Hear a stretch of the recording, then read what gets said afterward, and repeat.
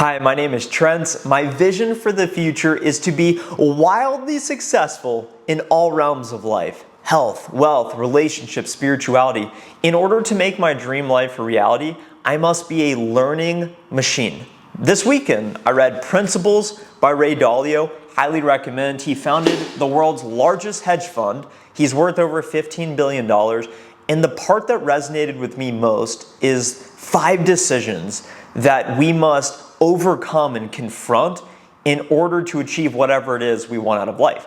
Number 1 is don't confuse what you wish were true with what is really true. The classic example is the short guy that wishes he were taller. If only I were taller, I would get all the girls, I would make all the money, I would achieve whatever it is I want out of life. All of that time spent wishing something were the case that's not actually reality is a complete and utter waste of time. So for example, in my own life, I wish I would have spent my childhood reading 2 books a day like Elon Musk. I wish I would have been working out like an absolute machine so I could be in great shape today. I wish I would have started my YouTube channel earlier. I wish I would have started a lemonade stand, a newsstand, and made all this money. I never thought about how my actions would shape my future self, so I didn't worry about anything. And I played video games, I ate really unhealthy, and now I find myself today as a 27-year-old guy, fortunately seeking out the information that can change my life, and I want to help yours as well. So think about what is actually true versus what you wish were true. I wish I would have closed the $100,000 deal last quarter to hit my quota. But what is true is I didn't close the deal and I missed my quota. I must confront that. I wish I were financially free so that I could spend my time however I want. But the reality, the truth, is that I am reliant on a job at this point in time. So any time spent on things that you wish were the case that's not actually rooted in reality is a waste of time. Confront reality and what is actually true so that you can change things for the better. Decision number 2, don't worry about looking good, worry instead about achieving your goals. The saying that sticks with me is don't keep up with the Jonses. We buy things to impress people that we don't care about or don't actually like. And this really held me back for a long period in my life, especially in my early 20s. Right out of college, I moved myself from Ohio to Dallas, Texas, and I was in this situation where I wanted to make friends. I had roommates, and every weekend I had these big goals, and I knew if I just really went all in and focused on getting better and working on myself, I would be able to achieve more out of life. But I was focused on looking good. So instead, I went out with my friends on the weekends.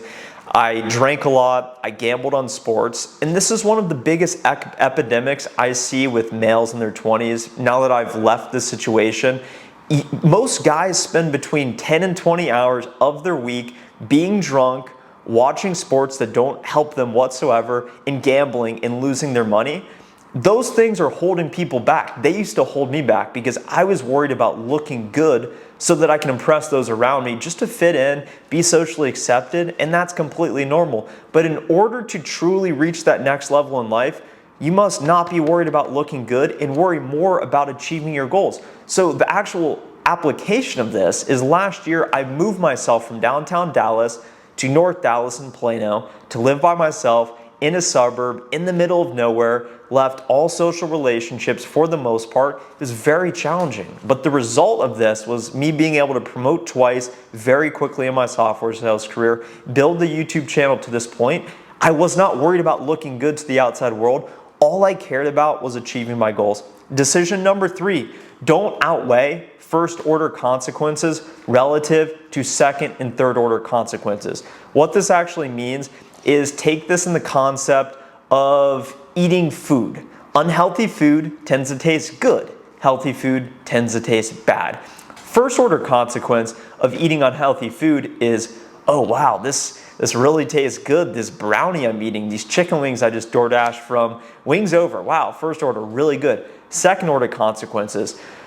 Next day, my bowel movement just isn't quite moving the same. I don't feel as good about myself. I'm less inclined to work out. Third order consequence, wow, I have so much less energy because I'm not working out now because I ate the unhealthy food. So now I'm not in as good of a position as someone that is healthy to actually go out and have the energy and work hard. So flip that in the inverse and apply it to something productive, such as working out. The first order consequence of working out. okay, wow, this is really hard. I'm sore. I don't feel like going to the gym. Waking up at 5 a.m. before work, really hard. Second order consequence. Okay, wow, my body's really starting to come together. I got that bicep vein coming in a little bit of a six pack. Third order consequence. I have way more energy throughout the day. My body looks good. I'm confident and I can go out and attack the world to achieve what it is I really want. So don't overweigh the first order consequence relative to second and third order consequences. You can apply that to mostly everything you do in life and all of your decision making. Decision number 4, don't let pain stand in the way of progress. We have this little part of our brains called the amygdala, and this is that fight or flight mechanism. So right before you're about to go out and do a public speech, you're really worried. Before you're about to go approach a girl, and this is what happens to me. I almost feel just my muscles tense up. I get nervous. I don't know what to say, and it leads to inaction. You get in an argument with a friend. You start to tense up. You get frustrated. You feel that feeling of anger, and you start to speed up. Your heart starts to beat. That is your amygdala, and you are feeling pain. Oftentimes, this pain is what holds so much of us back. So the strategy that Ray Dalio talks about in his superpower, he says, he uses pain as a signal for quality reflection. So next time you're in that moment where you feel immense pain, take a step back and evaluate, why am I feeling like this? Did I not prepare for the speech? Is that why I'm so nervous? I think I'm going to go up there and fail. Have I not been hitting the gym and working out and working hard in my career so I don't have the confidence to go approach this girl? Have I not been focused enough on self-development so that when I'm in that argument with my friend, I don't have the facts and the confidence to say, no, this is my point of view, this is what I think? Or are you just reliant on what you've heard because you haven't actually done the research? You are going to feel immense pain in your life. And I just felt this recently when I talked about being put on a coaching plan in my career. It made me feel immense pain and it frustrated me. And rather than just letting that pain go by the wayside, I sat in that pain and I said, why am I feeling like this? What led me to get to this point? How am I going to grow from this? Use pain as a signal for deep quality reflection so that you can continuously get better, because these situations that cause us pain are going to keep popping up time and time again in life, and we must overcome them and deal with them well. The 5th decision is, don't blame bad outcomes on anyone but yourself. To me, this means taking absolute ownership for everything. I don't hit my quota, it's my fault.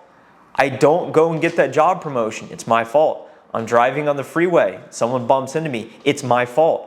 I get sick because I went on this plane travel. Okay, I decided to get on the flight. It was my fault. It's taking ownership for everything. I view myself as the CEO of my own business, and that's from the career perspective. But all outcomes in your life, one must take absolute ownership for and not blame anything else. This is called an internal locus of control. Imagine yourself right now, and this is going to be deep. Imagine yourself as an 80-year-old person.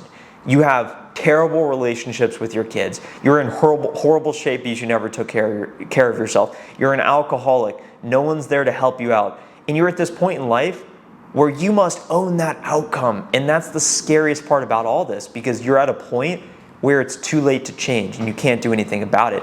If you're watching this video right now, fortunately, I imagine most of you are at a place in your life where you can do something about this and you can start taking more responsibility. You can start taking more ownership. And that is my challenge to you, the call to action as a result of watching this video. Ask yourself, how can you take ownership for all of the outcomes in your life, the good and the bad? In summary, you can have anything you want in life, but you cannot have everything. Choose wisely.